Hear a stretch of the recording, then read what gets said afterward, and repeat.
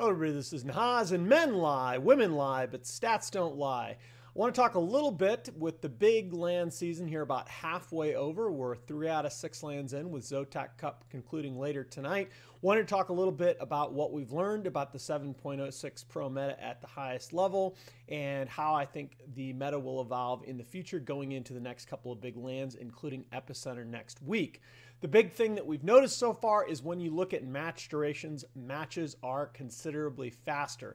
Not only that, but there are some other distributional effects.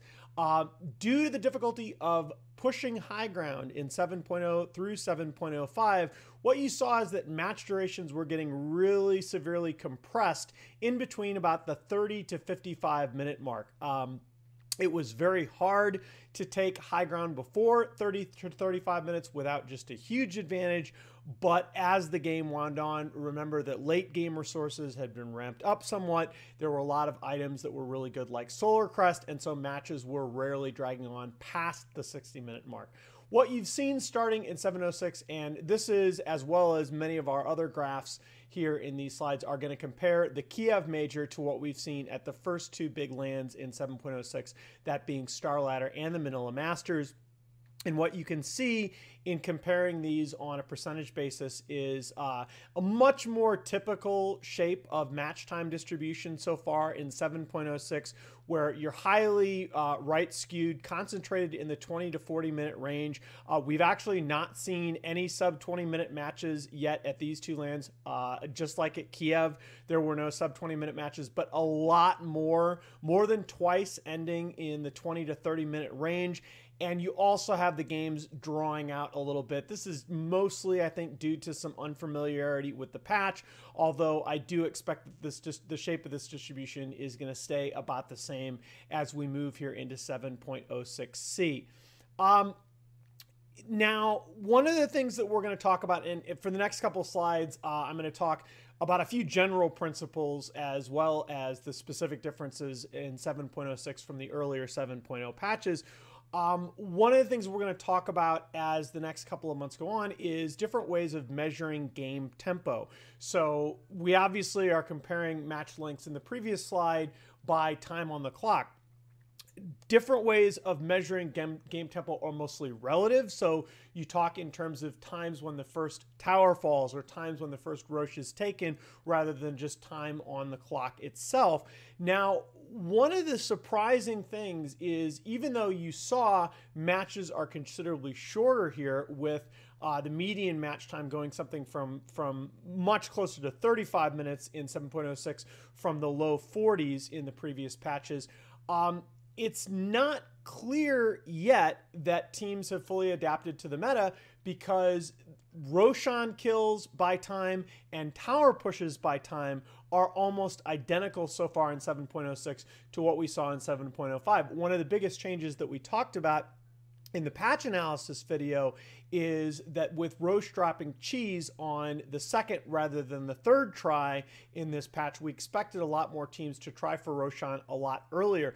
Early on in StarLadder, that seemed like it might be the case, but it hasn't really borne out through the 7.06 games that we've seen so far. You can see if you look at Roshan Kills per game by minute at the team level, they track right on top of each other. And this is something that you can find in Dota under frames data, that frame section of the site. Now, the totals here are a little bit annoying. We don't have overall tournament averages set up under aggregation yet. You have to aggregate by team and then reweight by the number of games that each team played divided by the total. But so you do have to do a little manual work to get a graph like this, but it isn't too bad.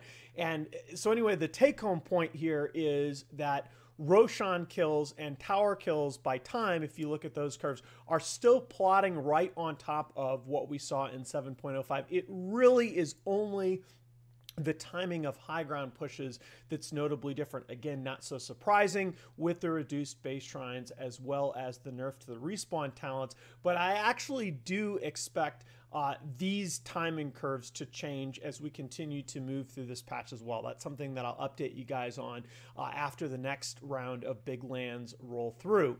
One thing that we have seen change and change a lot is item builds And I want to take this opportunity not only to talk about, again, the specific item builds, but also how to look at these item build curves and interpret them. And that's going to lead in the coming weeks to a discussion of item win rates, why they're so difficult to interpret, but also why I believe that you can extract some meaningful statements from item win percentages. But this is just build rates for now. And I wanted to look at two items that have garnered a lot of discussion. First of all, the Solar Crest and the Mek. So the solid lines are Solar Crest, again, blue being Kiev and red being StarLadder and Manila, and then same for the dash lines. These are just the mechanism build rate comparisons, again, split out by game time.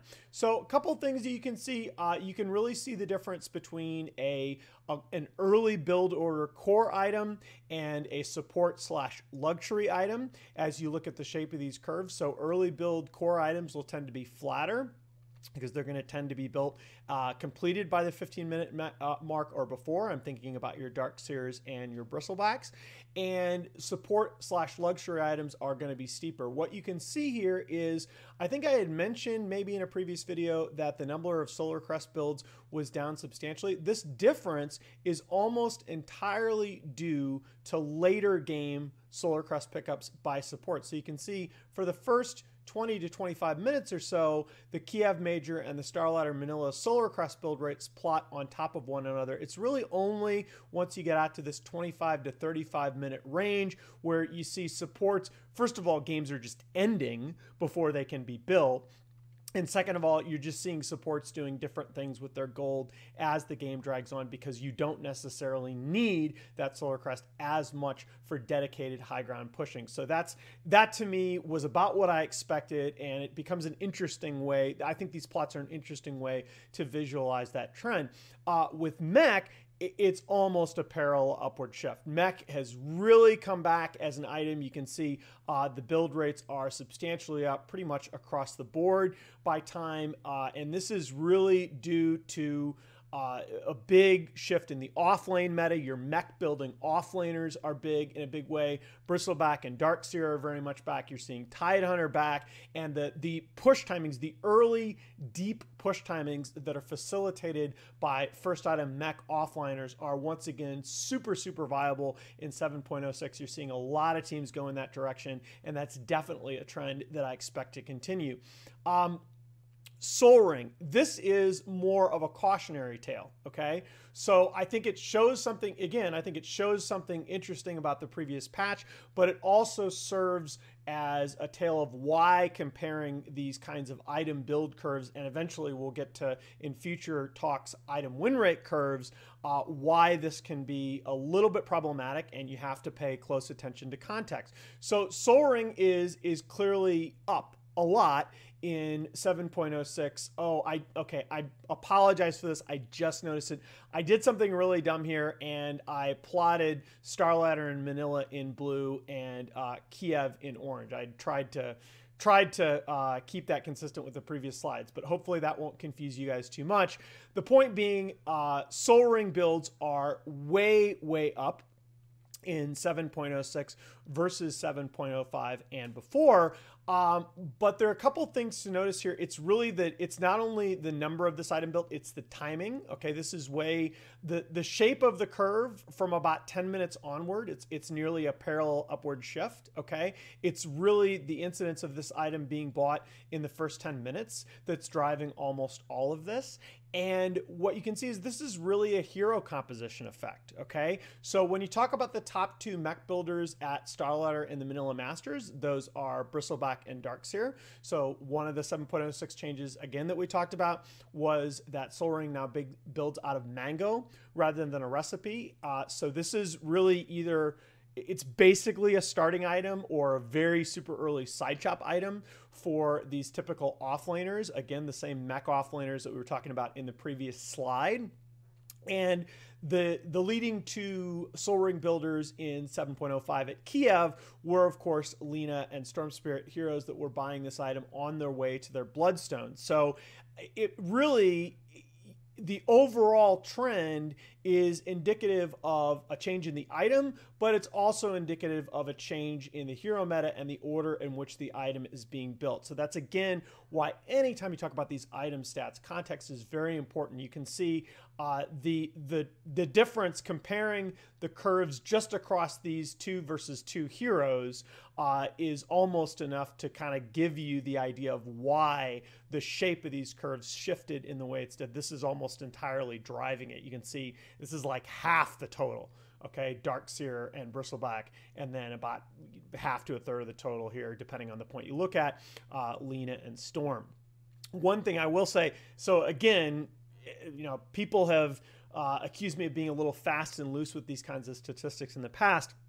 You can see build rates, you have to be very careful interpreting. Item win rates are that much more difficult to interpret. I still think you can extract some meaning there, but you have to be very careful. That said, the one thing I think is really clear, guys, build earn, okay? Earn builds are way up in 7.06 relative to 7.05. They're being built at about a 50% higher rate once you get out to the 20-minute mark. And the item win rate on this item, once you get past about 8 minutes, is almost completely flat at about 58 to 60%.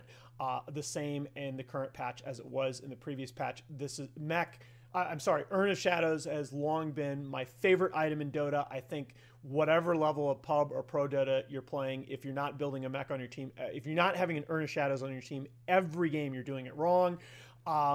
Again, there are hero composition effects you have to watch for. The early Urn builds now are mostly your Night Stalkers and your Clockworks, whereas before the early Urn builds were almost exclusively due to Spectres. But again, the overall win rate is still incredibly high, and this is an example where I do think, I mean, this item is just so good, particularly now that it builds out of that Raindrop, which you're going to be picking up on a lot of heroes anyway. Always make sure you have one of these on your team. Hero picks. The big thing coming out of not only item discussion we've had so far, but the hero stats as we look at them here, is that the traditional offlane role is back. You can see your Darkseers, your Nyx Assassin, who's being primarily now run as an offlaner, and your Bristleback. They're back up into the top 10 most picked heroes at these two tournaments. The win rates are overall pretty good on this hero. The roaming supports are down a bit. You can say Sand King has been run a lot by teams like Newbie as a roaming support. That's very true. Jakiro has been run to some success as a roamer by TNC. He's a little bit more static, more of a pushing support though. His distance traveled around the map is notably lower. Troll Warlord we'll talk about a little bit on the next slide. Clockwork is rapidly becoming a benchmark hero. We'll talk about the sort of trend common between Sand King and Clockwork, that these 3-4 tweener heroes feature very heavily in almost all of the top teams' openings.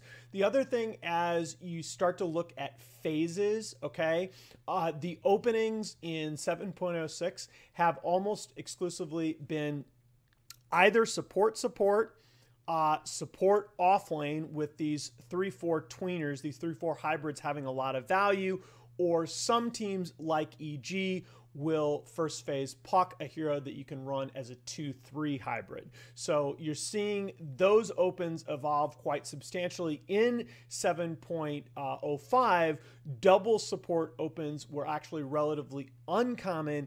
It was almost always you try to get either one of a roaming or a very strong laning support,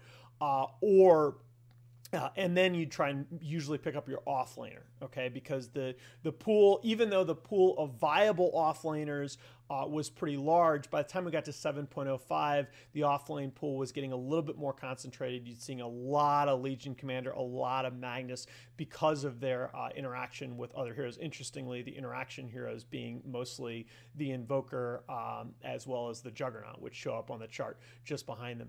The other thing, we're not going to talk explicitly about bans, but the big ban leader in these two tournaments has been Io. 41 bans at StarLadder and Manila combined. No other hero was greater than 30. And this led directly to the fairly significant nerf that we saw of that hero in 7.06c. We'll discuss that coming up. Let's talk a little bit more about how successful these heroes have been. I don't want to read too much into these numbers because we are still looking at sample sizes very much on the small side. I do feel like Sand King is kind of the new benchmark hero so far in the patch. He's this 3/4 hybrid hero, has a lot of value still as a roaming support.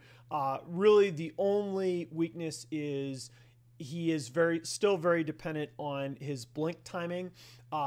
That's one of the things that I think has kept Axe from rising as quickly as I expected so far in this patch, is that hero is very, very dependent on blink timing. That maybe has a negative interaction that we'll talk about in a bit. It is notable Jakiro, Darkseer, and Troll are the 3 heroes that after StarLadder I thought we would be talking about big time.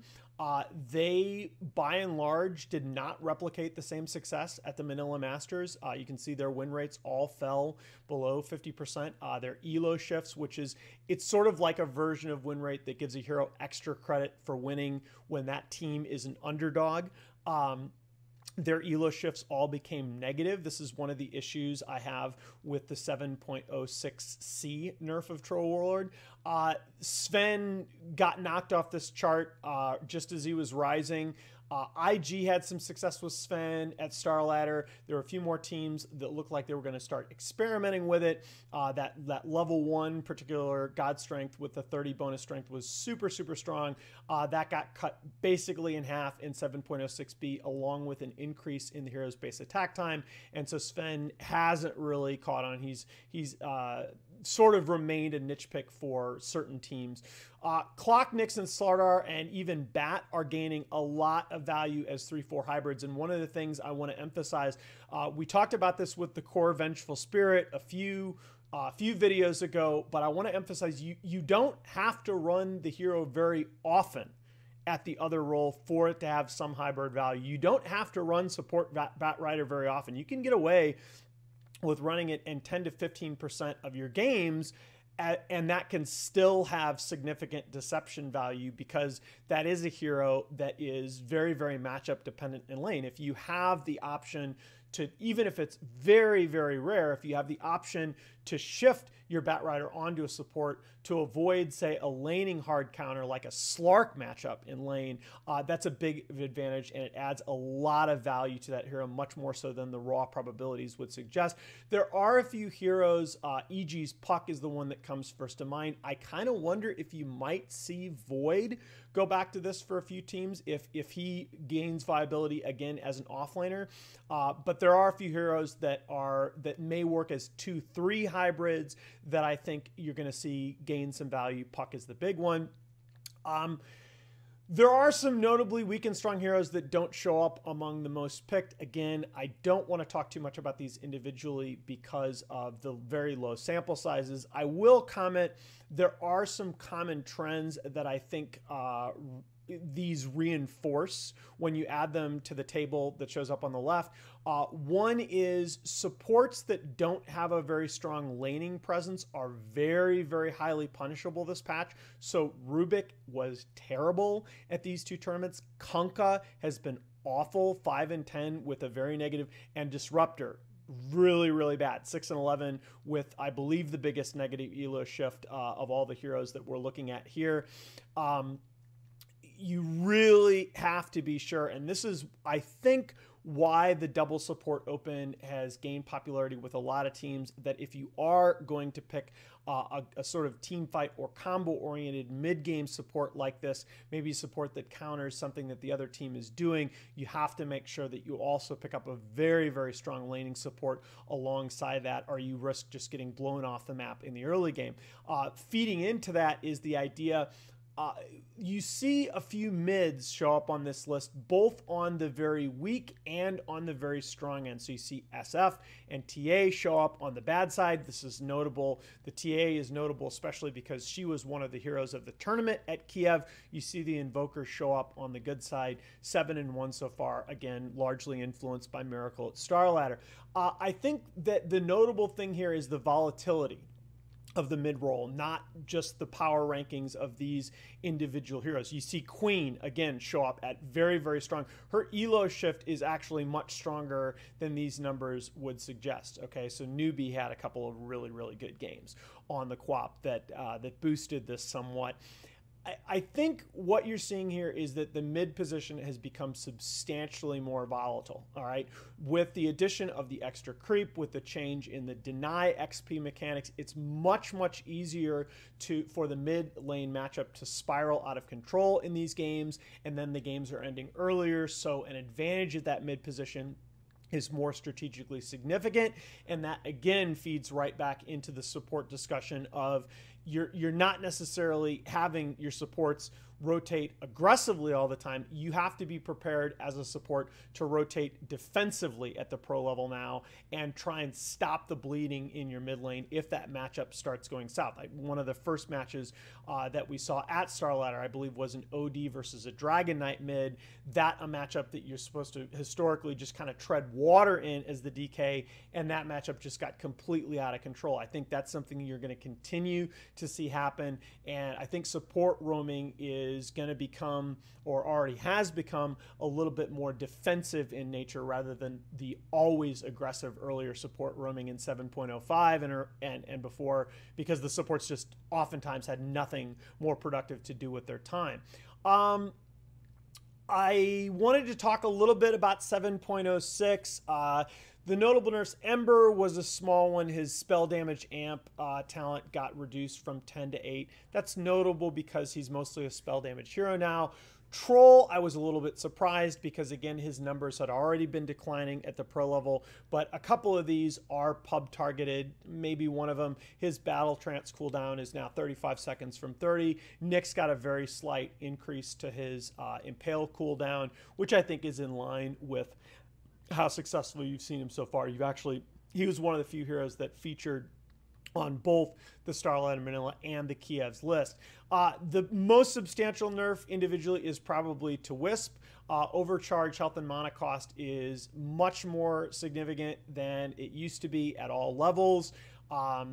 Again, I think that's because a lot of teams just did not want to face this hero, especially with the tempo at which these games are being played. That 25 to 35 minutes, that's right in the wheelhouse where Relocate and Wisp are at their strongest.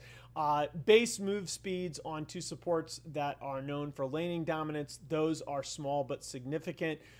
That, again, the 10 move speed reduction comes on the heels of Treant, his Nature's Guise bash getting removed in favor of a root, so I think that hero is probably fine now. There is a change to Blade Mail that is, again, it has a little bit of interaction with Ember Spirit, so not only did Ember Spirit's spell damage amp get tuned down just a little bit, but Blade Mail no longer has an interaction with spell amp. This is actually a fairly significant indirect nerf to Veil, okay? So one thing that you were seeing is these mid-quaps building Veil, and then with, say, a Blade Mail Clockwork on their team, you'd get the interaction where Blade Mail was returning spell damage to the enemy team at the buffed rate, and they've removed that interaction, which I think is a fairly solid change. Solar Crest, again, another sort of slight nerf. Its base evasion is now exactly the same as the Talisman, so you don't get the bonus 5%. The True Strike, or now called Accuracy mechanic, got buffed from 25% to 35% chance. That is a very small change. We've talked about in a previous video how this True Strike is, as it is, it's just not very significant. It's not that significant a part of the item yet. I think this really needs to be 50 before it starts making a substantial difference. Notable buffs, I think I found the first two that I'm talking about here surprising because Lone Druid had already been run with some success at the pro level, particularly by Liquid, just because he's one of those dead lane heroes. He's a hero that's very hard to gank early on, and so he can be used as a little bit of a counter when your opponent has already committed to a roaming support strategy. Clinks, we talked about the fact that his Death Pact duration and cooldown both got greatly increased, and the scaling on Death Pact got ramped up a little bit. Again, a little bit surprising to me because this was a hero that was already getting some looks as a late pick in the draft in 7.06, although most of the late picks, almost always now you're last picking mids at the pro level with the occasional other core. Flak Cannon, this is something that we've already seen. The new Planet Odd. Congratulations to Thunderbirds on picking up a new sponsor. Play around with Resolution the other day. Flak Cannon range is now 1250. It's a pretty big deal, and I wonder if you're going to see these mass stacking strategies come back for the gyrocopter. I really want to see some of the pro teams play around with gyro doing these like massive multi-camp clears of stacks at like the 15-minute mark. Pugna's life drain range is back to where it used to be, and he retains the can no longer be fogged on it change, which is really cool. The level 20 ward talent, this is actually pretty significant as far as these tail end of the mid game team fights go, potentially from an extra 0.5 to 0.75 damage. I believe that's per mana spent. So that's a lot of damage in some of these team fights. Veno, again, a hero that I've seen run in a niche way in pro matches. Plus 25% damage to Poison Sting at the max level per tick, goes from, I think it's 24 to 30. His agi gain is also moderately buffed, so I think Veno is going to start seeing a little bit more of a look as a mid. I could actually see from a couple patches ago a few teams try and bring back the offlane Veno, maybe with the early dual lane again. We'll see. Ancient Apparition is a hero that I expect to get at least a short look. This is a fairly substantial increase on the stun duration from his level 1 cold feet from 1.25 to 2 seconds. So I think that makes him a lot more attractive as a static laning support, and you are seeing more teams experiment with tri-lanes anyway, so you can get that early chilling touch and get the value. This becomes something that you can get a value point in cold feet, and if you have one more hard stun in your lane, that duration adds up and you can easily get an early kill. Last thing, because the last video we talked about the TI invites, the Zotac Cup has played out about like you would have expected. It's gone pretty much to seeding form. NP and Newbie are going to face off in a best of 5 grand final a little bit later tonight. I do think either team likely locks up a TI7 invite with a win. I think Newbie with a win here is all but a certainty. I think NP may be more in that 75 to 80% range, but they still, these were the two teams that finished second and third place at the Manila Masters. And I think even though, again, this is not the strongest LAN individually, once you add a LAN win here onto the performance on the much higher profile stage at the Manila Masters, I think this is more than enough to make the TI case with these two teams. I do think NP winning, when we talked about my most likely invite scenario in the last video, NP winning is the one that makes it more likely that we're going to see 8 to 9 direct invites rather than 7 to 8. It is important to mention each of these two teams does have a LAN left to play. I think that this is a bigger match for Newbie. In addition, I'm sorry, for NP than Newbie.